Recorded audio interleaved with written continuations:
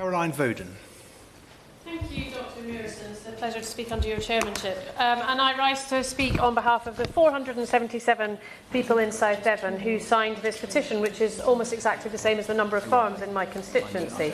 I think it's very clear from the number of people in this room and the number of people outside the strength of feeling there is about this tax, a tax which has caused severe distress across the farming community and yet is expected to raise only around £115 million a year, which is less than 0.01% of government spending, or less than 0.3% of the tax rises announced in the budget. So I asked the Minister, do you think it's really worth all the pain for that amount of gain?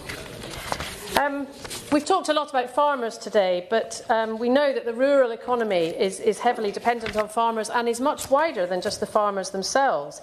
So the impact of this is going to be enormous in rural communities like mine. The knock-on effect will affect feed, equipment and machinery suppliers, agricultural engineers, the shops that stock high-quality local meat and vegetables, seasonal employment and all those who benefit from the visitors who camp on farms or stay on farm-based holiday accommodation. And I would urge the Minister to think about this as well.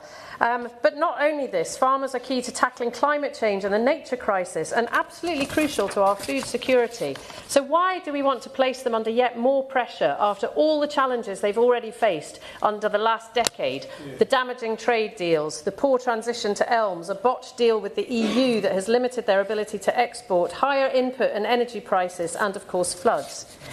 This is a toxic mess for farmers, so we carried out a survey of all the farms in my South Devon constituency to find out exactly what the reality is on the ground for them in the face of this tax change. 85% who responded to our survey believe they will be affected by the changes.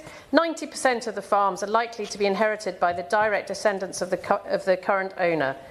The average farm value is 4.15 million, with the highest being 15 million. Remember, the price of land in the South Hams is some of the highest in the country. Farmers didn't cause those land prices to skyrocket. The influx of rich second homeowners and the honeypot effect has done that, and now farmers in my constituency are going to have to pay for it.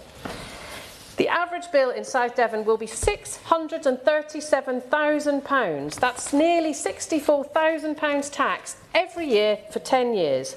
This tax will not only decimate the family farms of South Devon, but it will have a major knock-on effect on food production. One farmer said, "The policy as it currently stands will halve food production in a generation." And I have hundreds of quotes that I can't read out, but a quote from a family whose farm has been in their family since the Doomsday Book, and they've said they will have to sell at least 25% of the farm assets, and it may mean that their children are unable to inherit a farm which goes back further than they can even back to the Doomsday Book. Thank you.